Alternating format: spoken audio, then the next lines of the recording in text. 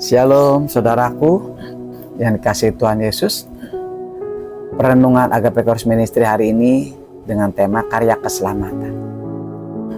Kalau kita sadari, kemarin hari Jumat Agung kita semua merayakan Jumat Agung.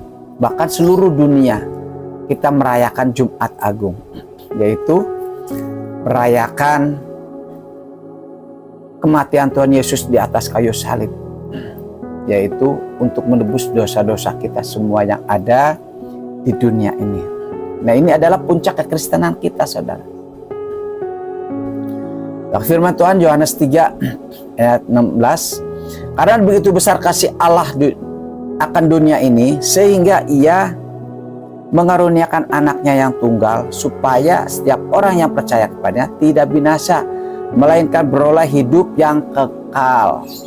Bahkan di Yohanes 1 ayat 29b dikatakan, lihatlah anak domba Allah yang menghapus dosa dunia. Bahkan di Yohanes 10 ayat yang ke-11, akulah gembala yang baik. Gembala yang baik memberikan nyawanya bagi domba-dombanya. Mari saudaraku yang dikasihi Tuhan Yesus, setelah kita menerima karya keselamatan yang dari Tuhan Yesus, janganlah kita sia-siakan hidup kita ini.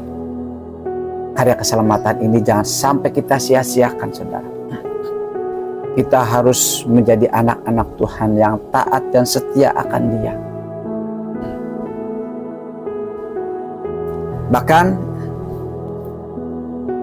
ada 3 hal yang Tuhan inginkan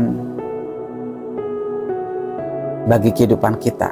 Yang pertama adalah kita sebagai umat-umat Tuhan harus mengucap syukur dalam segala hal. Seperti firman Tuhan di 1 Tesalonika 5 ayat 18, mengucap syukurlah dalam segala hal, sebab itulah yang dikehendaki Allah di dalam Kristus Yesus bagi kamu.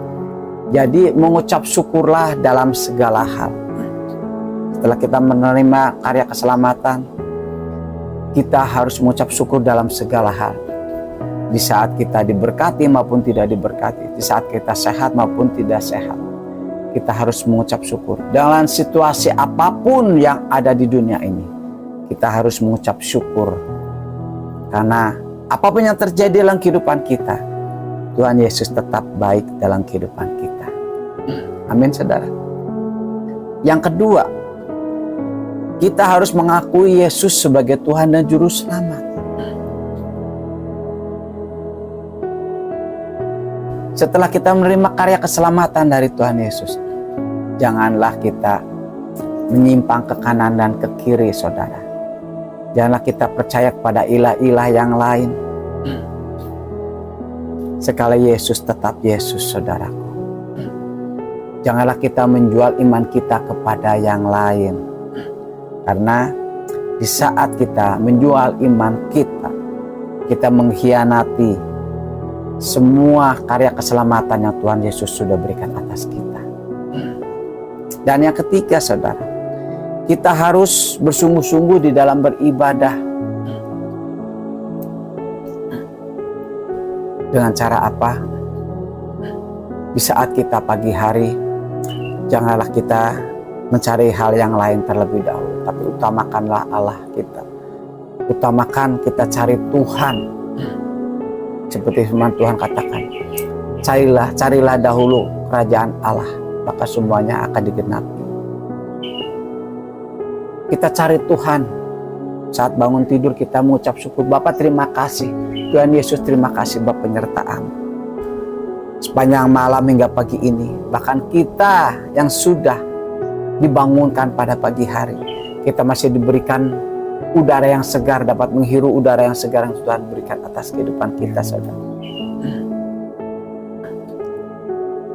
Kita beribadah, kita rutin beribadah, saudara. Setiap minggu kita mencari Tuhan, kita beribadah di gereja kita. Janganlah kita menyimpang ke kanan atau ke kiri. Janganlah sampai kita melanggar akan perintah-perintahnya, melanggar firman Tuhan, saudara. Karena itu yang tidak Tuhan inginkan dalam kehidupan kita. Mari saudara, kita belajar terus untuk berpegang teguh terus iman kita kepada Tuhan Yesus yang sudah memberikan nyawanya, karya keselamatan buat kita semua sebagai umat-umat Tuhan.